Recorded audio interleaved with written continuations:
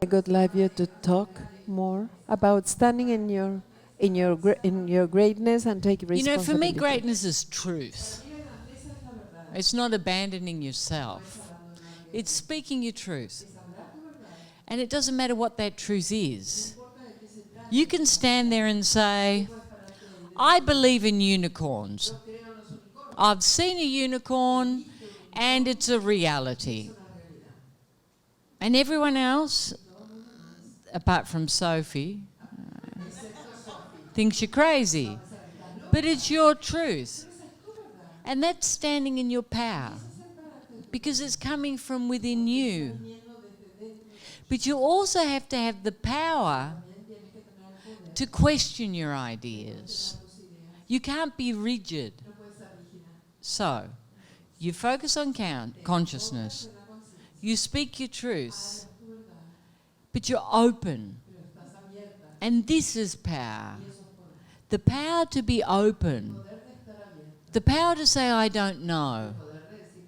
The power to surrender. The power to flow. To let go of the rigidity. Well, maybe there isn't unicorns. I'm open to the possibility. I'm going to go in. And I'm going to see what I find. And this is power. The capacity to change, the capacity to flow, the capacity to speak your truth without attachment, the capacity to trust in yourself and to surrender to the outside. It doesn't look one specific way, but ultimately it will be your consciousness. And when you're there, there'll be no attachment. There'll just be what flows through you. And it will be normal. This is another thing. We think power's majestic, but it's not. Power is very ordinary because it comes from love. It doesn't need to demonstrate something. It just is. It's clear. It's exact. It's open. It's giving. It's you. Can you talk more in how to maintain myself in the present? Because it's very hard for me then. It's my Achilles tendon. And I know it's very important. You know, the thing is, once you cultivate consciousness, you start to be in the present. But in this moment, you're healing. And you don't have a solid place to sit. Because when the stress is moving, you go into thought, yes? And always thoughts are based in the past or the future. And when you're laying there, unifying, you're going to be wandering off everywhere. And that's normal because you're healing. But when you have an experience of consciousness, stabilized, it's going to be easy to stay there. And you'll start to see that this past loses its power and the future is unknown, and you'll start to let go of these rigid desires and you'll start to enjoy each moment. And it won't be that you're trying to pull yourself into the moment. You'll naturally be present. And when you're naturally present, you're not yearning for something. You're really just appreciating what's here now. Because the suffering starts to diminish. And it will happen as a consequence. The suffering will diminish, and the joy, the gratitude and appreciation will start to bubble out. and it will be natural. But when you're moving stress, yeah, it's hard to be in the present moment because the thoughts have to attach to something. And sometimes you'll be thinking the facets and you'll be thinking the thoughts at the same time. And, this will change. You're in like a bubbling pot at the moment. And the lid's bouncing up and down. And you have a big stress movement and it comes out. But then you put the lid back on and bit by bit it starts to bubble again. And then you do a bigger stress movement. But very soon the pot will be empty. And this will stop. You'll just be like this. You'll be in the present moment. You'll have a clear vision. You'll start to appreciate. The judgments will start to leave. And you'll have more and more silence. And you'll be sitting in that silence in appreciation. That's what happens. Yeah, but it's a process. About humor. I feel like it's an important part of the process, and I feel like I appreciate it more and more. But I also feel like sometimes, I don't know, sometimes I have a weird sense of humor. Like I like to tease people or like make fun of myself or of other people. So I was wondering, where is the line? Like how do I know when I'm just having fun and enjoying and when I'm covering up something and I don't want to be direct? If you're being sarcastic and you're saying something true, because underneath you have a charge, it's very clear. You can say something with joy, or you can poke at someone. But often we use sarcasm, we use it to attack. We go, oh, I was just joking. But you're not joking. You know that there's some resentment there. There is a judgment there. So instead of just saying it, you use the sarcasm. And you see that. It's okay to make fun of each other. We have to learn to laugh at ourselves. When you can laugh at yourself, that's the greatest freedom, no? When to not take yourself seriously. That's the most freeing thing. And if you're laughing at someone else, that's fine. But be clear that you're being clear, that you don't have something underneath. It's a different energy. My question is, why we are all our life looking for material things, house, car, work, and then we arrive to a point where we can find our consciousness, and all of those material things don't serve there. Everything is in our consciousness. We are so happy that we don't need that. Which one? And the point is, why we take so long in finding that consciousness? Can you talk about that? This is a process. Life's a game. It's a game of maturing, evolving, and the material and the consciousness, they're not separate. You say, oh, we don't need. I don't know how you'll get back to Chile without a plane. It's part of our reality. Yes? And it's not about making that wrong. There's nothing wrong with what's happened. But everything was external. Everything was external. And now you're finding internal treasures. You always talk about letting go. How you do that? You know, I think to let go is very easy. Firstly, you can see it energetically, no? There's a rigidity. There's an attachment. There's an internal anger or suffering. It's not joyful. To let go is like a relief. You let go and it's like that.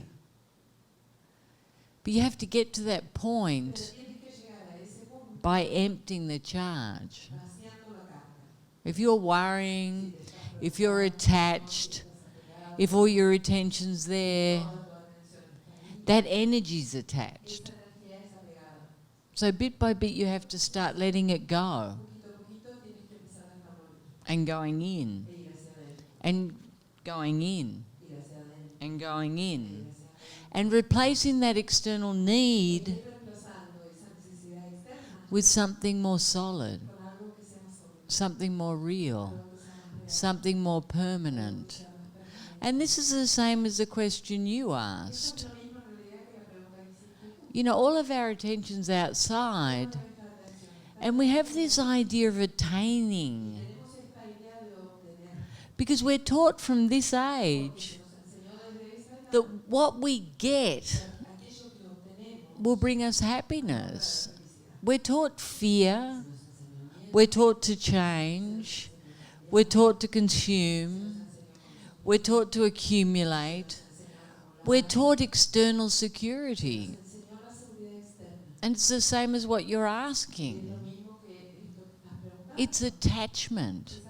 And when you let go and you find something so abundant internally, you realize that everything external is a drama.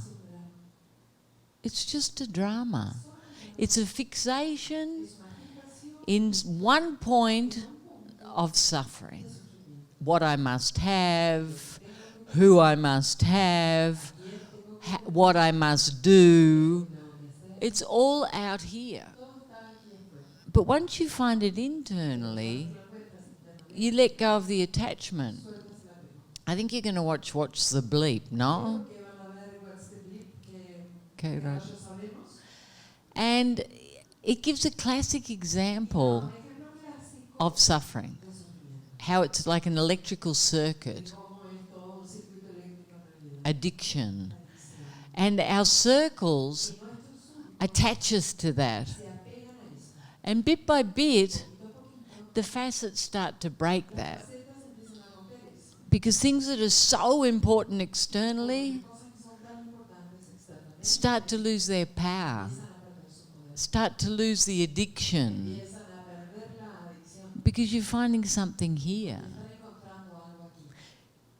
Ultimately, your only attachment will be consciousness, your consciousness, because that's who you are. And it's the only thing permanent and eternal. But you won't even be conscious of that. It'll just be. It's not something you're going to be thinking about, because it will be completing you. And that will be the point that's important. Here now, flowing, letting go. And it's a process. And in order to have that process, you have to have the duality. You know, in order to know night, you have to know day. In order to know the sun, you have to know the moon.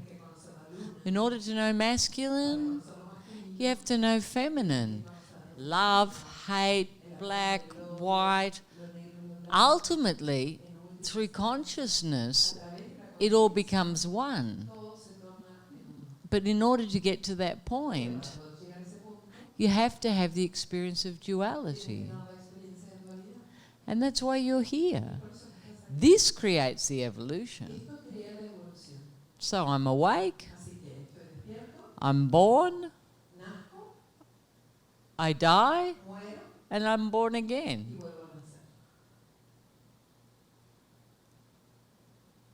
I'm awake, I'm asleep, I'm awake, and I'm eternally awake.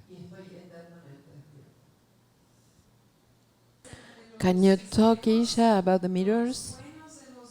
The good ones and the bad ones are all aspects of ourselves that we perceive in the outside? You know, it's the judgment that there's something wrong, because there's nothing wrong. And that's the illusion. The illusion's dual. But because we have judgments, we don't see how every aspect serves, bringing us into more divinity. So when we let go of our judgments, we start to see the perfection. And humans can't understand that. It's an experience. It's an experience that starts to unfold. But it has to come from within. So yes, when I see something external, I see myself. I see that. I am that, I am that, I am that, I am that. But there's no judgment. But when you're in a healing process, there's always judgment. This is good, this is bad, I'm that, but I'm not that. And that changes. As you evolve, you start to change. Because words can't transmit the experience. You know, I can talk to you about riding a racehorse. Like in the 4 o'clock in the morning, you're on a beast, which is 800 kilos, in the dark, and you're on top of this, holding this horse, the sweat, the power, the smoke coming out of its nostrils, and then the explosion when you let that horse go. And the speed of sitting on top of a power machine in the dark. I just explained it to you. All you can hear is the hoofs and the nose. And this expansion and contraction, and expansion and contraction, and the explosion of power. I can describe that to you, but you don't know how that feels. You go, "Ooh, that sounds impacting." It's like my enlightenment. I can tell you about it, but you have to experience it. It's like love. When you dissolve in someone, when you can't tell whose body's who, when your eyes are there's just this energy, this intensity, this incredible love that everything else disappears. You have to have that experience. You can't explain it to someone else. So I share with you my experience, but ultimately you will have to experience it. And some of you will say, "Oh yeah, I love someone like that." Or, "Oh, I rode a horse like that." But it's your experience. And everything's your experience, your perception. So I just share what happens to me. But you have to have the experience. Isha, how do you cultivate internal clarity? Clarity's there. You don't have to cultivate anything. All you have to do is remove what's on top so that it can flourish. so it can come to the surface. And it's a cleaning process. This is what you're doing here. The truth is in you. Your omniscience is in you. You're the same as me. Ultimately, you're a different representation, a different flavor, a different smell, a physical difference. But the truth's the truth. And you're all God, and you all have the truth. And ultimately, it will come to the surface. All I've given you a system to remove what's not real. What is real is there. Your enlightenment's there. Your consciousness is there. Your love is there. You just have to allow it to come out. You have to move the veil.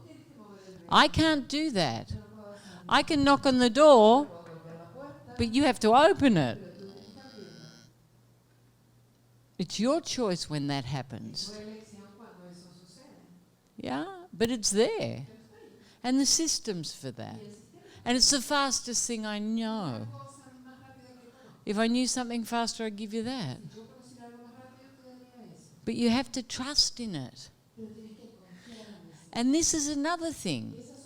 Trust comes from within. It's not automatic. It has to come through the expansion.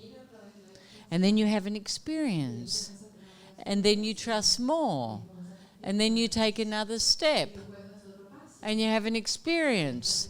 And then you trust more. And then you take another step. And then you get scared. And you go back. And then you have another experience. And you run forward. It's like that. It's like a dance. But in the end, it's only one way. Only one way. And that's what you're doing here. You have to remember that. I don't think you see the phenomenon of what you're doing. Because you're moving stress, because everyone's doing the same thing. I don't think you see clearly how extraordinary this is.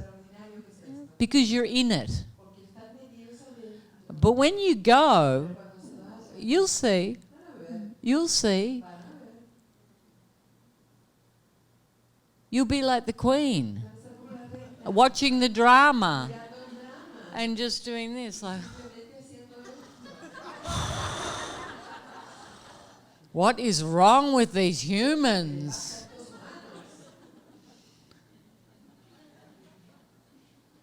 Believe me, you'll get to that point.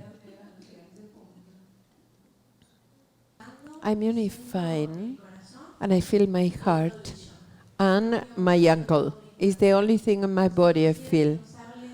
I want you to tell me how the facets are working in these physical problems we have. You know, your body's dissolving. And that's very normal when you unify, no? You start to lose the limits. And you just experience your consciousness. But your ankle's healing. So it's not vibrating in the same frequency. That's why you're still conscious of it. And when it heals, it will disappear as well. Because it'll be vibrating very fast. And that's normal. You know, if you have a pain or an emotion, it causes this physical density. That's why it's so important to heal internally, so we can carry the vibration. Because consciousness is a vibration. It's a very fast vibration. And the faster it becomes, the more transparent it becomes. And at some moment it moves into everything. But it's not that simple. It's not that you just become a vegan and do yoga. Oh, I'm vibrating so fast, I'm going to get enlightened. It's also emotional, and it's also a letting go, and the expansion of what's real through an internal focus. You know, enlightenment isn't about what you eat. It's not about what you do. It's about what you're being. And because your ankle's damaged, all the energy's going there. All the blood's going there. It's just normal that it's denser. My question is about forgiveness. I would like to know if forgiveness means forgetting.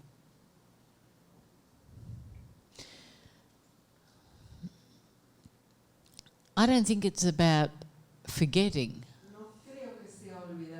It's about letting go of the suffering. And it becomes so unimportant. When you let go of something, it doesn't have a charge anymore. You know, it's not about, oh, I forgive you. I let go of my suffering. I let go of that venom, that resentment. And I do it for me. I don't do it to be a good person. I do it so I don't feel anything. So it becomes illusionary. It becomes unimportant. And it's the same with ourselves. We do things in our lives that we judge with such a severity. Maybe we've been cruel. Maybe we've done something we perceive as immoral or unjust or whatever. And we need to get to the point where we just let that go. We don't define ourselves with what's transpired. We define ourselves with what we're being in this moment. And you know, you can call that forgiveness. I don't use that word. I just use the word letting go. Let go. And you can let go of anything. And the funny thing is that later, after you've let go, you'll see the gift. You'll see the gift. You'll see how that served you. Sometimes the greatest suffering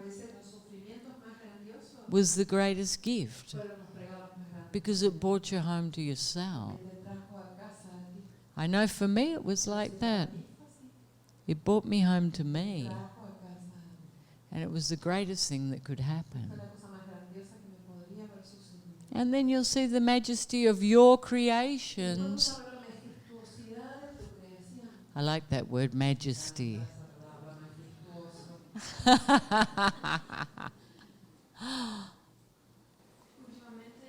Lately, some companions shared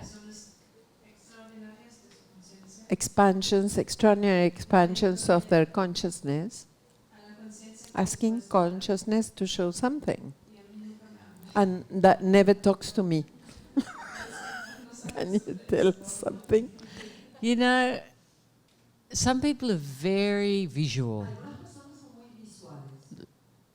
Some people are very exalted. And some people are very constant. You're one of those people. I'm like that. I don't have these great Hollywood movies. I just have this constant change. Constant change. And I really believe you've changed so much. So much. And you have such a sensitivity and such a connection with people around you. And that's how you demonstrate your consciousness. It doesn't all have to be Las Vegas, no? It's something just constant. And that's what's important. Can you talk about the karma. Does it exist? Because I think I live in a world that is very unjust many times. No, I don't believe in karma. It's a cause and effect. To know self. I do something, it finish. And then I'll create it. And then I'll see. But it's in the moment. And in the higher levels of consciousness, it's faster and faster and faster and faster to know self. It's not that you're coming with this great baggage of karma. Come on, Durga. In my past life, it's not like that. It's just cause and effect. Everything's very fast. And you get to see. I get to see. I get to see. And I get to change. Or I get to appreciate. It can work in many ways. It could be you're giving something and it comes back 100-fold. You do something and you have the same experience. And you think, oh, I'm not going to do that again. I didn't like that. So it's cause and effect. For me, it's like that. And if you're very present, you'll see it's happening all the time.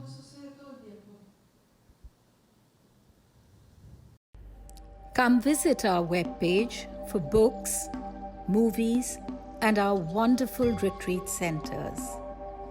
Isha's simple yet powerful system is transforming lives around the world.